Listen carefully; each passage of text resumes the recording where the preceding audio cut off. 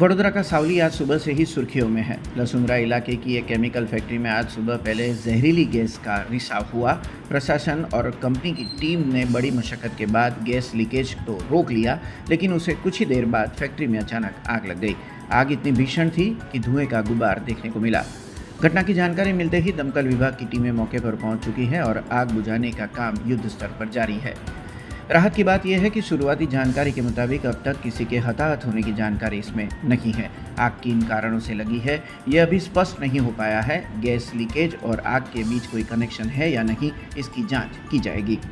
सवारे અમે આવ્યા ત્યાં તે ગેડે લગભગ આગ લાગી નથી, ખાલી ધુમાડો નીકળતેલો।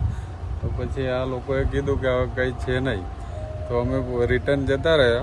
પછી હમણાં 1 કલાક પછી ફરી આવ્યો ફોન કે હમણાં આગ લાગી છે, તો અમે આવ્યા, આવીને આગ કંટ્રોલ કરી લીધી અને હવે કંઈ છે ને એટલું બધું ઇસ્યુ, અત્યારે આગ કંટ્રોલ કરી લીધી છે। हमसे जुड़े रहने के लिए हमारे YouTube चैनल को सब्सक्राइब करें और नई वीडियो की नोटिफिकेशन के लिए बेल आइकॉन को दबाएं।